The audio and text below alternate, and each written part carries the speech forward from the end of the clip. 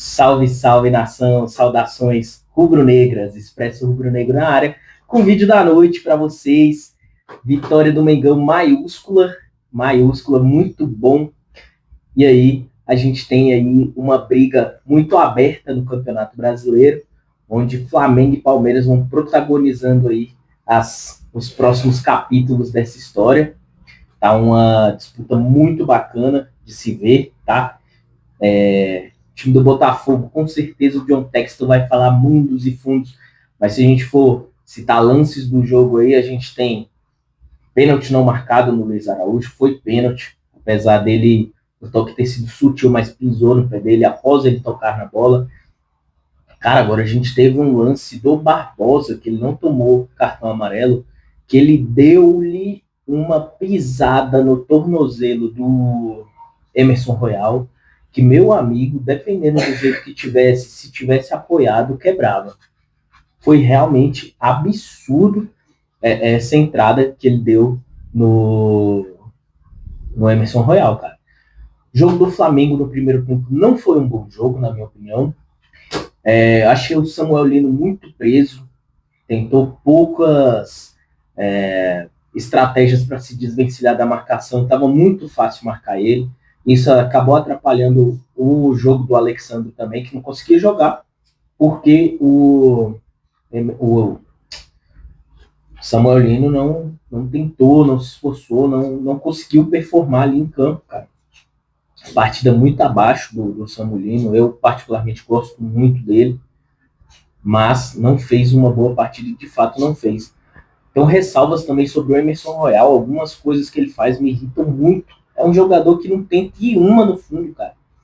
É impressionante. Toda vez que ele pega a bola, toca pro lado. Pega a bola, toca pro lado. Cadê aquela coragem, a coragem de arriscar, sabe? A vontade de ir para cima do adversário, tentar um drible, pô. O drible individual, ele quebra a linha, pô. O primeiro gol do Flamengo, o Arrascaeta tentou uma jogada individual, conseguiu passar, foi na força, foi na habilidade, deu um passo pro Pedro guardou no barbante. E outro ponto, Pedrão, cara. Falei para vocês que o Pedro, ele é terrível. Pedro vai se deixar, cara, se der mole ali perto do gol na frente dele, é caixa. E ele deu um baita de um passe também pro Luiz Araújo, que diga-se de passagem, que passe, meu amigo. Foi uma assistência linda, linda, linda. O segundo tempo, o Flamengo volta bem melhor para o jogo, a disputa fica muito mais para o Flamengo do que para a equipe do Botafogo. Achei o Flamengo bem melhor. E aí a gente tem também a questão do Samuel Lino no segundo tempo, ele voltou tentando se movimentar um pouco mais por dentro, um pouco mais pelo meio, mas o jogo para ele não estava funcionando hoje. E azar ou não, quando ele sai, o Botafogo também faz modificações e o jogo fica aberto. Ou seja, o jogo era um jogo para ele a partir do momento que o Botafogo fez as modificações. Porque se o Cebolinha começasse o jogo, eu acho que até seria o ideal ter feito isso mesmo. Cebolinha começava o jogo ali jogando daquela forma que estava propondo o jogo, e aí no segundo tempo o Samulino entrava com as modificações que o Botafogo fez, o campo do Samulino ali seria perfeito, ele teria muito mais espaço do que teve no primeiro tempo. E aí também, pessoal, a gente teve a entrada do Pulgar, voltou depois de muito tempo, muito bom ver o Pulgar jogando de novo, fez muita falta ao time. A gente teve alguns cartões muito bobos ali que a equipe do Flamengo tomou, sobretudo por contra-ataques muito bobos também. Às vezes os jogadores do Flamengo eles ficam muito sem paciência, estão trocando passe, estão com o controle da bola, fica sem paciência que não está progredindo dentro de campo, avançando, e aí acaba às vezes fazendo um lançamento, tentando uma jogada que volta para o adversário. E o jogo do Botafogo, o Flamengo já sabia que era esse, correria contra-ataque. E eu posso dizer um negócio para vocês, eles emularam o Palmeiras 2.0, porque no Maracanã, agora no domingo, vocês podem esperar esse tipo de jogo, que é um jogo onde o Palmeiras vai se defender, vai jogar extremamente fechado contra o Flamengo no Maracanã, e quando tiver a bola, bomba meu boi, filho.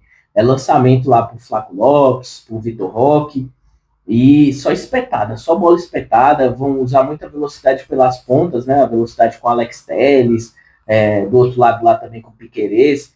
Então, assim, o Flamengo precisa encontrar um meio de jogar essas partidas que se propõem dessa forma. Outra coisa que está me preocupando muito com o Flamengo. O Flamengo vai marcar pressão lá em cima, o ataque e o meio-campo ficam muito afastados da zaga. E aí essas bolas vêm aqui por cima, sempre encontra alguém, cara. O cara sempre domina com a chance de dominar, girar e criar uma jogada. E aí se você tem um time rápido e o pivô dos caras faz isso, pelas pontas vai passar gente a milhão ali, cara. E como a marcação do Flamengo ela subiu toda, fica praticamente a zaga tendo que enfrentar esse tipo de confronto. O Felipe Luiz precisa tomar cuidado com isso. As entrelinhas do Flamengo estão afastadas e está fazendo com que o Flamengo seja atacado numa proporção muito perigosa, porque os passes estão entrando. Outra coisa também que a marcação do Flamengo não está conseguindo lidar, troca de passes. Passe rápido, 1-2, sabe? Aquele toque me voe. Todos que o Botafogo fez passaram. Todos, sem exceção. E trouxe muito perigo, porque os caras tocavam e passavam e já iam embora. Entendeu? Então, Flamengo mais letal. Flamengo, quando teve oportunidade, matou. Não, isso eu gostei, tá? Finalizou. Luiz Araújo dentro de campo, ele traz essa dinâmica mesmo. Bola que vinha na reta dele, ele já tentava finalizar. Isso é importante, tem que ter a finalização. E uma boa partida do Everton Araújo também, gostei, diga-se de passagem, não achei que comprometeu, achei que foi bem, ganhou muita disputa de bola física, muita imposição física, é um cara muito forte, isso foi muito bacana, foi muito bom ver ele ali jogando bem, é um jogador importante, veio da base, e a gente tem que valorizar o trabalho do jogador. E aí entra Gonzalo Plata, iluminado, e guarda o terceiro gol, e a gente fecha a conta com esse 3-0 magnífico, contra o Botafogo, que tentou os bastidores, tentou ir à CBF, emitiu nota, contratou empresa, fez e aconteceu. E o árbitro, por incrível que pareça, cara, dadas as proporções de algumas faltinhas e tal, eu achei que não foi mal, foi bem no jogo, não comprometeu a atuação, não comprometeu o espetáculo, que é o mais importante, que foi o jogo. E a gente sai com essa vitória muito importante. Estamos na briga, hein? Estamos na briga, vamos cair para dentro desse Palmeiras. E aí eu queria conversar um pouquinho com vocês, pessoal, em relação à entrevista que o BAP deu ao Rodrigo Matos, do UOL. Uma entrevista muito impactante, porque o BAP realmente ele abriu o jogo e falou muita coisa. Ele rebateu as declarações da Leila Pereira, propôs a criação de uma liga sem o Flamengo, e aí ele falou o seguinte: eu acho uma declaração infantil, tentando colocar uma coisa que não é viável, não existe isso. Quem é que discutiu estar separado? Eu vou repetir para todo mundo, o Flamengo quer ficar na Libra. O Flamengo nunca discutiu, o Flamengo nunca aventou a possibilidade de sair. O Flamengo, muito antes de todo esse pessoal, defendeu a lei do mandante, que trazia todos os clubes um valor que eles não tinham até então. E aí ele falou, né? O Flamengo, muito pelo contrário, foi generoso demais nesse processo, pensando na consecução de uma liga futura. Agora, alguns só pensam em dinheiro, pensam em tirar vantagem, dedicam mais tempo e energia a aparecer em público, a propagar o seu ego, do que de alguma forma em trabalhar pelo interesse coletivo. As coisas são como são. Você sabe que vai jogar sozinho? Como que vai jogar sozinho? De onde que tira essa ideia? Rapaz, o BAP realmente deu umas alfinetadas na Leila, e aí ele falou o seguinte, que acha muito suspeito, em vias de um jogo contra o Vasco, a Leila fazer um empréstimo de 80 milhões. Eu falei isso aqui no canal, é muito suspeito mesmo. Não levantando que o fato do placar ter sido favorável para o Palmeiras naquele jogo, um 3-0, se dê em relação a isso. Mas assim, cara, ela se coloca em cada conflito de interesse. É muito conflito de interesse, cara. E o pior, não para por aí, sabe por quê? O advogado da Libra é advogado do Palmeiras. Daí você já tira. É complicado. É muito complicado. Porque a gente vê, primeiro essa questão do Vasco. Tem uma cláusula lá, né? Que se o Vasco não pagar a dívida, ela tem um percentual de 19%. E aí eu descobri até um negócio hoje. Por que não 20%? Porque se fosse 20%, ela já teria parte dentro do conselho do Vasco ali, e aí configuraria uma participação dela já dentro das políticas do clube. E aí esse percentual de 19%. O Pedrinho rebateu as falas do BAP, diz que é muito irresponsável ele dizer isso, mas, cara, muito suspeito, muito suspeito. E a gente tem informação de que a Leila já está viabilizando a questão da compra do Vasco, da SAF do Vasco, entendeu? A partir da Crefisa. E aí vocês vão ver, cara, vai ser toda aquela alegação, quem tá comprando é o marido dela, que é o dono do clube, ela só é presidente do Palmeiras e a esposa do presidente do clube, aquela coisa de sempre, né? Mas cheio de maracutaia, cheio de coisa errada, a Libra também, o Flamengo pediu a gravação da Assembleia, essa gravação não é disponibilizada, o Flamengo pediu a assinatura dos direitos televisivos, a Libra não apresentou, a liminar continua lá, o advogado da Libra é advogado do Palmeiras, sabe? É uma sujeira. E o próprio BAP, ele falou que a Libra é verde, que a Leila, ela se acha mais do que é, e ele disse que em relação à questão do relacionamento com a Leila, até o ponto onde você concorda com tudo que ela fala, ela é tranquila, ela é tranquila. Agora, quando você vai contra ela, aí ela já se demonstra outra coisa, entendeu? É realmente muito complicado essa questão. A gente vê aí muitos pontos bem estranhos, sabe? A gente vê uma arbitragem que apita uns lances contra o Palmeiras totalmente suspeitos. E é muito ruim isso no todo, porque a gente acaba criando ou não uma teoria da conspiração ali em relação a isso, né? E o BAP ainda completou, né? Ele falou sobre a questão de que antes dele entrar na justiça, ele ficou fazendo tentativas e tentativas de poder viabilizar ali um acordo, uma conversa com a Libra, e falou, ó, nós tentamos durante 8 meses. Eu acredito que eles só foram prestar atenção no pleito do Flamengo depois que a gente entrou na justiça. Porque algumas coisas estão muito claras lá, que são favoráveis ao Flamengo. Está preto no branco. A unanimidade, a mudança no critério, a falta de definição de qual era o mix que você colocaria numa fórmula eventual de audiência estava muito claro. Bastava ler o contrato. Então me surpreende muito a posição sectária e excludente que eles tiveram em relação ao Flamengo. Eles em nenhum momento quiseram discutir absolutamente nada. Não fizeram nenhuma pergunta sobre nenhum detalhe da fórmula de Cibap. E disse que negou que o Flamengo tenha se recusado a integrar o comitê da Liga Forte União.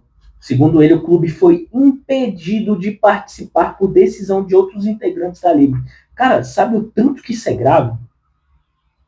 Ele literalmente falou que havia uma discussão de uma possibilidade de juntar Libra e LFU. E os clubes não deixaram o Flamengo participar. Veja só. Já pensou se do outro lado a LFU fala que o Corinthians não pode participar também? Já pensou dos dois clubes de maior torcida no Brasil?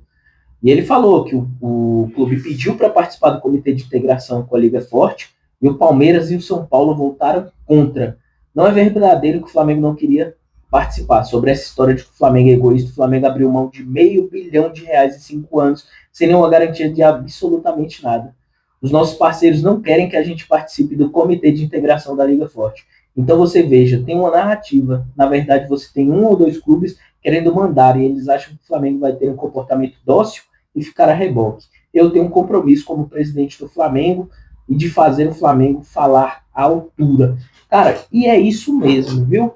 O BAP, na minha opinião, coberto de razão. A gente não pode dar mole, a gente não pode deixar com que essa galera faça o que quer. Essa Leila é muito folgada, ela tenta passar essa imagem de boazinha, enganar os outros, mas não engana ninguém, não. E aí, a atitude do BAP, ele tem todo o apoio da torcida do Flamengo, tem todo o apoio das organizadas, embaixadas, consulados, tá todo mundo junto com ele, porque eles não vão conseguir tirar dinheiro do Flamengo. O Flamengo é a favor, sim, de um modelo igualitário aos outros, mas dentro do que pode ser dividido. Disso aqui não, cara. Não faz o menor sentido o meu time ter uma audiência muito superior aos demais e ter que dividir o seu lucro com isso. Não faz o menor sentido. É como se a gente fosse fazer um jogo no estádio, aí tá lá o estádio no Maracanã, por exemplo, 75 mil lugares, o Flamengo vende 65 e o rival vende 10 mil. E aí o rival quer que se divida 50-50, sendo que o Flamengo vendeu 65 mil lugares e o rival vendeu 10 mil lugares. Tem lógica uma coisa dessa? Não tem lógica, cara. E o BAP não tá errado, tem que ir para cima disso mesmo, não pode dar mole, que essa Leila Pereira aí, se ela quer roubar de alguém, que ela tire dos outros, do Flamengo não, entendeu? E é isso aí. O que eu tenho pra gente falar disso, hoje é disso.